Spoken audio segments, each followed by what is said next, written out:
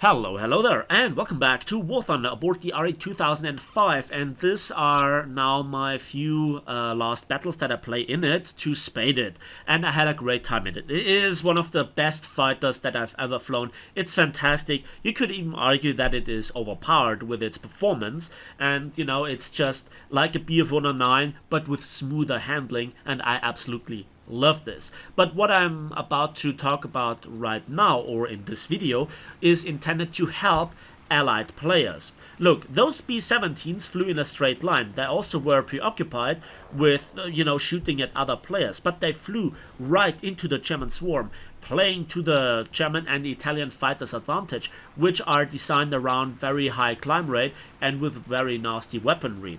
And there you could see it took a few hits, but eventually those two bombers went down. And I was propping. I was not really in a good position. Those bombers misplayed heavily. Now, the next thing is here this Lancaster. He tries to play a bit better, and he already opened fire. He turned away. He tries his best, but I just simply use his one weakness against him, that he has no belly gunners, and that I fly to the side. I get some good hits in, and the 7.7s are just not good enough to really threaten me. Third kill, easy as that. Now, again, I want to point out what allied players do wrong from the perspective of Axis players. Why allied players lose so often. This guy in the Spitfire is a prime example, and I don't want to point it out exactly on this specific player, but he just at first glance played right. He climbed above the Axis players, or the enemy team in this case. Me, being in my RE 2005, I want to bait him. I want to just bleed his energy, and I want to really bait him here with the smoke. And he is now fighting a German swarm. All those German planes are below him, but he is alone. If he now would have a second player, let's say a P-51 or a second Spitfire, they could just play this bait and switch, bait and switch. And again, he understands that he has an advantage in altitude and energy. And he uses this Spitfire, the Griffin Spitfire in particular is very good at it, to its full strength. You know, he uses the high altitude capabilities while he has the altitude advantage. He does not throw away his initial energy and altitude advantage for the quick dogfight. He cannot afford this, because eventually one of those Axis players will pitch up and just zoom climb and prop hang him to death. So now he makes his mistake. He thinks that I'm diving away and that he can turn into one of my players. So now again I prop hang him, and I have enough ammunition, but in fact it's one of the last 20mm bullets that I have that gets in the critical strike, the critical hit, and well, there is nothing that he can do. He is now bailing out and giving me the fourth kill. Was this now showing extreme amounts of skill and an understanding of the enemy player? Maybe the last section a little bit, but now this is the interesting part. Let's have a quick look at the results, and oh my god, I have 17 messages and a very good result. So yeah, nearly 9,000 RP and 94,000 civil lines make that 18 messages, which are, let's say, very similar. That was just the guy in the Spitfire. Now I have to give it to him, he typed fast, but he just didn't really understand his long-term mistake, and also how his team let him down. So at first I am, writing back in just a moment, but again, back to the intention of the video. If you are a player of the Allied side, flying bombers, flying fighters, flying ground attackers, I now want to tell you and to show you with certain scenes what your actual mistake is, how you end up in situations that seem to be unwinnable, and that is very important to understand, because if you play together, if you use your planes to your full strength, you not just only have a fighting advantage, fighting chance versus the Axis team, you might also attract more and more of the good German players to then finally fight alongside you and choosing to play the British and the American planes. And I just want to highlight this in now a replay analysis. In the replay, and I just want to highlight those scenes. And this is meant for a help for all you Allied players out there, what it looks like from the Axis teams. And I use here a little bit then the replay system to highlight this. Yeah, first of all, I'm sorry that this is gray and gray, but immediately you can see 3 Allied bombers. They are the first to appear. They are throwing themselves right into the Axis team, Italian and German planes alike. The German and Italian planes have fantastic climb rate and very good weaponry, so they are designed to fight bombers. And the B-29 with the strategic bomber spawns at 4.5 kilometers altitude. He is already way below me, right? And I am not even at 3,000 meters. I'm at 2,500 meters. He tries to just simply simulate a Ju-288C by diving towards the bombing point and probably getting the second one. But just like the PV-4Y, it is not designed to do this. This is not playing to the plane's strength. Fly away from the initial fight. Just make it so that the enemy's closing distance is as low as possible, and then you have a lot of 50 cals in very good firing positions to make your life being paid hefty for if you can aim, but don't make it that easy. And the same goes for those 2 PB4Ys. Now the funny thing is that I choose actually the higher altitude one once I realize that he's coming, because I know that this guy here is easy to pick off, right? So the B-29 is already shot down. He probably has gotten 1 bombing point. That PB-4Y then gets the attention from 2 Bf-109s and an RE-2005. And this guy, well, I choose him because he was higher. So I still could pump energy into my plane and just simply climb while attacking the enemy. And you look at my speed, I'm now below 290 kilometers, and because this guy doesn't do any sort of defensive actions like flying away and using his gunners properly, he is doomed. But not just from me, but also the other RE-2005, which has chosen the same targets. Maybe for the same reasons, maybe just because that was the plane that was closest to him. And a few shots, and we actually have a very nice cinematic death right there. Replay system is pretty good, but it's not perfect. So this was the first scene. So already the enemy team is down 3 bombers. Now you could say, why isn't this the same for the Germans? Well, I don't know if you have seen this in the beginning, but there were also 3 Ju-288Cs. They have a much higher acceleration and top speed. They also have an air brake. They are significantly more maneuverable, and they just fit the meta better. Also, they have a defensive 20mm gunner, and as a very experienced bomber pilot, I can tell you that the Ju-288 is significantly better suited for that matter.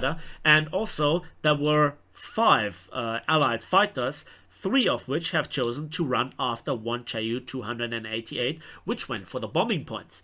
Eventually 2 of the 3 Ju-288s will succumb to the Allied fighters, but the Allied fighters have to spend a lot of ammunition, a lot of altitude, speed, and more critically, time to get those kills, whereas for the German and Italian players, it was fairly easy to just simply harvest those planes and still continue playing. Those 2 players played actually right. They are more or less sticking together, they are climbing, and they are climbing to the side. They are not throwing themselves into the German swarm. This Tempest is already dead, mostly, and he will not realize, but we will see more critical situations where I will analyze here the situation.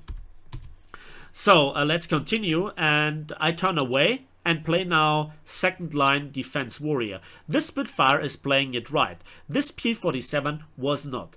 he actually chose to head-on attack or the German swarm and not continue to climb and play together with the Spitfire. But the problem was the error was made by the rest of their team before, because they could have met in force, and 5 versus 5 is much more fair for both sides if the one side is outnumbering the enemy side 2-1 right from the start. So as you can see, the P-47 is already attacking here us, and is just throwing away his possible altitude advantage, and he's just zooming through, and he has chosen immediately to dogfight, and now he has to escape. And look, there are a TAR-152, a BF-109, and another BF-109, and then there is this F-7F. And again, the problem here is pretty much highlighted. There is the P-47, now in cloud cover, not visible, and then after that, the F-7F came in. And here above us is the Spitfire, which draws the attention of the other RE-251. So we have actually, I don't know how to say this in English, but we have, put them into a situation where they are bonded to enemy fighters, and we still outnumber them. I now want to go into an attack run on this F-7F, and it could have ended right there if my aim would have been better. But I only get some sparks, and I miss it because of the camera just rolling around. The camera rolling around. The F-7F cannot make it into my turn, and I now have the situational awareness, and I knew about the Spitfire, to pull up on him. He's followed by the other RE-251, and we have them under control. And whatever support the Spitfire wanted to do for the rest of his fighters, he was forced away by the RE-251 above me, and also myself, because if he would have chosen the head-on, I would have happily taken it. And Axis fighters, namely the Italians and the Germans, they're just better suited for head-ons. But in typical Allied fashion, he knocked himself out. He pulled so hard G maneuvers that in fact he was knocking out his own pilot, and it was just one of those many 20mm bullets to hit his wing, and he is now out of the fight. There goes the wing. He's still alive, but he will bail out in just a moment. Now, the other situation comes here. It unfolds, and that is the P-51. Now, if you observe this P-51, again, he did not play together with the rest of his teammates. Those teammates fed themselves into the German swarm one by one. And it doesn't really matter who gets the kill. I mean, for the single play, it is important how many kills he gets. But at the end of the day, the German team just farms the bombers and then farms the fighters one by one. And this is one critical error. It looks so easy. So let's zoom out here and let's just quickly see how this drama unfolds. The P-51 wants to go into the head-on with the RE-2005. And then in second line defense, there are 2 BF-109s and a TAR-152. This is how it looks from far away, right? And so even I choose to go into the head-on. I have to be very careful here. I am not choosing here the head-on, but I realize at this moment that he is going into the head-on versus the RE-2005 above me. And so I have a pretty easy deflection shot. I have enough guns, I have enough ammunition, and there his wing is gone. So you can see that this was fairly easy. From his perspective, he might have played the head-on okayishly, right? So he did everything right. He broke off early enough, but he didn't break off early enough from my bullets, and he was not aware of me. And so before he could break off, the bullets were already hitting him. And the funny thing about this is, again, like with the Spitfire, it's not immediately fatal error, or fatal damage, but I wanted to follow after him, and by doing so, and I will just quickly kill him in just a moment by shooting him down in his flat spin in which he ended up. The next candidate is coming in, and that is obviously here. Where am I? There I am. This F4U. This F4U is now again choosing to go into a head-on with this RE-2005, or tries to do so, and I'm just happily farming here the P-51. He's on fire, and that's my third kill right there. So this F4U is now again not playing together with the others. Have you seen this? The the F7F didn't do this. The Spitfire didn't do this. The P-47 didn't do this. And here the P-51 didn't do this. And the F4U didn't do this. All those allied players were coming one at a time into a multiple versus one. And this is not any sort of unmanly fight. This is just positioning. This is knowledge. Look at this. Even if he could kill 5 of those German players, there would be a 6th Bf-109 coming in sooner or later. And look at this. I actually avoid here the attack run by the F4U, and now he has some other planes on his tail. And I turn around quickly enough, and now I am on his tail. But he escapes for the moment. So this was hopefully a very important lesson. Yes, I know that this was just a perfect example, but multiple other battles go into the same fashion. So now, let's have a look at the team list. And there you can see there are only 3 allied players left. One of which is not spotted, the Guan guy, but he actually has bombs and rockets, so he was ground striking. And even if he just dumped all his payload, he still has to drop the drag from the bomb and the rocket pylons, severely limiting his overall capability. And there you can see that we have only lost 3 players, 2 of which are bombers. The rest are still fighters which are very much alive. And it doesn't really matter if they're German or if they're Italian, but at the end of the day, they just will whittle down the rest of the allied team. And even look at this side. Look at this side. So many German players and Italian players still left alive, all on the 6 of one F4U that just came after the rest of his teammates were already dead. It's not about the capabilities of the single plane that decides the team deathmatch scenario in RRB. Right? It's the positioning, it's the teamwork. If it's intentionally or not, doesn't really matter, right? And there you can see the P-47 I spoke of earlier has popped up. And he is at lower altitude and lower speed than us. And the other RE-25 2005 is also going into head-on. So we pull here off some fairly weak head-ons. I get actually hit by one strafing 50 cal. And get hit in the wingtip, but it's moderate damage. And so I now chose to set myself in front of the P-47. Now, why would I do this? Why would I do this? Simply because I want to bait the P-47. This is... Don't try this at home. It looks like I'm doing a massive mistake, but it's all deliberate because I think that he cannot pull off the tight turns. Yes, there I misplayed it a little bit. I wanted to roll into the other way, but the damaged wingtip already was enough damage and I caught some more 50 cals. But just a few single bullets, not the concentrated aim. And now look at this. I am costing him energy and altitude. By his desperate attempt to get guns on me, he is positioning himself much better for the rest of my team. I can afford this. I am within the German, the Axis, the Italian swarm. And look at this Bf-109. If everything goes wrong for us and he just shows us a little trick that he learned, this Bf-109 is at much higher altitude. There is always one Axis player left at high altitude, and that is just so powerful. The F4U actually is running away from the tar, but he cannot really afford to risk that he is just simply giving him the single easy deflection shot.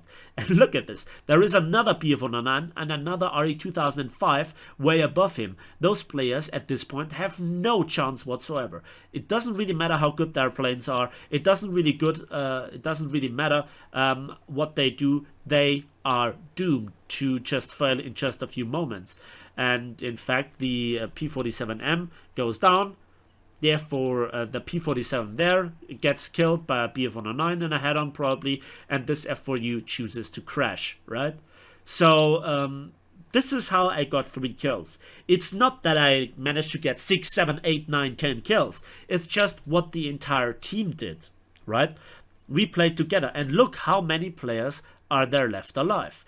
Everything but 3 players of 2, which were bombers, that just made sure that we win But even if we didn't have those decoy bombers, if you want to call this, just the how the Allied team played, coming at the German and Italian swarm one by one and always choosing head-ons, not using their speed and altitude and performance advantage, just throwing everything out of the window. Those are the mistakes from the Allied players, and I think that the Allied team overall is responsible, not the single player. Yes, some of the decisions were fatal, but the German planes playing together with the Italian planes, sticking together, they just make it look so easy. And it looks like those Axis players are absolute pros. Yes, they are bit better than average because they just train to play very often with the Bf-109s, with the Focke-Wulfs, and also a lot of players love the performance of the Italian planes. But you need to get the guns on target. You need to climb and you need to stick together to really amplify all those single good points. And don't talk about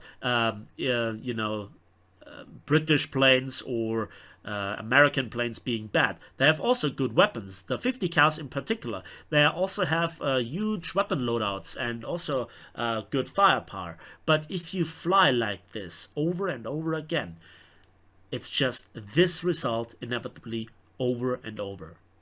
So that is my take on. So first of all, the bombers. They need to not feed themselves that easily to the Axis players. They need to play a bit smarter. I have done numerous bomber guides and bomber gameplays where I try to highlight this. Some of them are a bit older, I get it, but to move your plane at all and give the enemy a very small target to shoot at and turn away and use cover and not just dive right into the fighter swarm are just essential points.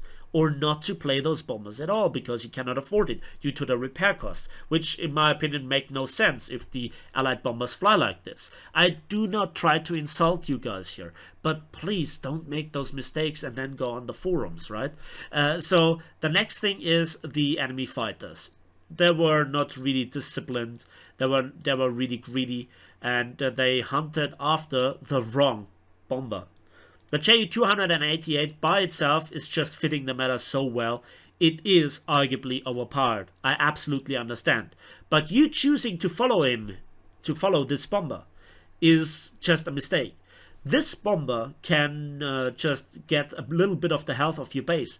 But the game needs to last so long for all those Ju-288s to survive and to return to the base without crashing and again try to go back to the airfield for a second, maybe even a third bombing run. They cannot really decide the outcome of the gameplay by bombing. Unlike a B-29 that just has enough payload in a group of 4 to completely wipe out the Axis bombing points and the airfield in one go. So they need to be prioritized, don't get me wrong, right?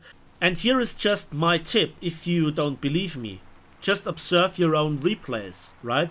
Just look around. What is the rest of your team doing? How are they playing? Who gets killed first and why? And then you will see what I'm talking about. And I observe this myself from the other side when I am playing Spitfires, when I am playing my Allied fighters or bombers as good as they are. And this is why at this battle rating, experienced pilots that love to have just a good time do not really like playing with the Allied teams or squad up so oftenly, because they cannot stand this behavior of those seemingly unexperienced players or players that just bought themselves into this without having any sort of idea what's going on. And this was the message of this replay, this was the message of this analysis, and you can use your own replays. Just look at who gets killed first and why, right? And you can see that I am not really wrong. I'm not talking about the single performance of the planes. I'm not talking here about the fairness of bombers versus fighters, etc, etc. The Ju-288 is overpowered, but it's your choice. to fly after it in the first place. In the endgame scenario, you can catch them easier, right? So I hope that this led to a better understanding. If you're a new player, I don't try to insult you here. I try to educate here. I try to help here because it's here for your own good in the long run. And I hope that you guys appreciate this. First of all, give this video a like if you did. Subscribe if you want to see more. And as usual, let me know in the comment section what you think about this situation and if this was helpful. Try it out. Squad up and coordinate your attacks because the allied planes are not bad. And that's it for me today. So we will see each other on the waves, in the skies, and on the battlefields of War Thunder.